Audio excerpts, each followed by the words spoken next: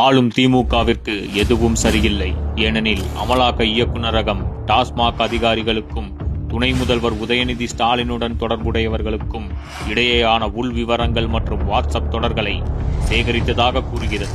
Tender தொடர்பான விவரங்களை கேட்டு அமலாக்கத்துறை நடத்திய விசாரணைகள் மற்றும் துணை முதல்வர் உதயநிதி ஸ்டாலினின் நெருங்கிய உதவியாளரான ரியல் எஸ்டேட் அதிபர் ரத்தீஷின் தகவல் தொடர்புகளின்படி வழங்கப்பட்ட பார் உரிமம் குறித்து அரசு நடத்தும் டாஸ்மாக் நிறுவனத்தில் உள்ள அதிகாரிகள் அதிர்ச்சி அடைந்துள்ளனர்.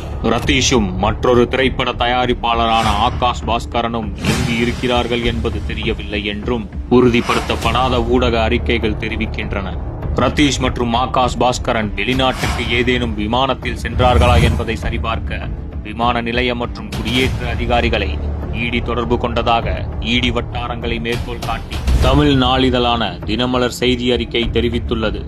இருவரும் இடி ஸ்கேனிங்கின் கீழ் விசாரணைக்கு உட்படுத்தப்பட்டுள்ளதாக விமான நிலைய அதிகாரிகளிடம் தெரிவிக்கப்பட்டது. இதற்கிடையில் சென்னையில் 2 நாள் இடி விசாரணைகள் நிறைவடைந்தன.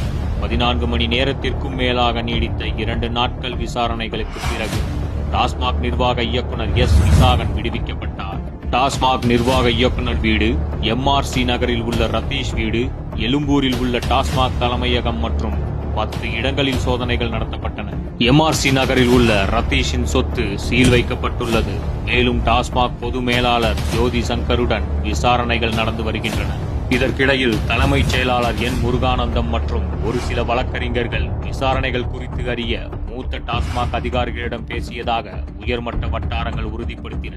உளவுத்துறையை பெறுவதற்காக அமலாக்கத்துறையால் விசாரிக்கப்பட்ட அதிகாரிகளிடம் மாநிலத்தில் உள்ள மூத்த IPS அதிகாரிகளும் விசாரித்து வருகின்றனர். அரசு நடத்தும் டாஸ்மாக் விற்பனை நிலையங்களில் நடந்த ஊழல்களை விசாரிக்க மாநில விஜிலன்ஸ் துறை ஏற்கனவே 41க்கும் மேற்பட்ட FIRகளை பதிவு செய்துள்ளதால் அமலாக்கத்துறையின் விசாரணைகளை நிறுத்தி வைக்க தலையிடக் கோரி உச்சநீதிமன்றத்தில் அரசு மனு தாக்கல் செய்திருந்தது குறிப்பிடத்தக்கது.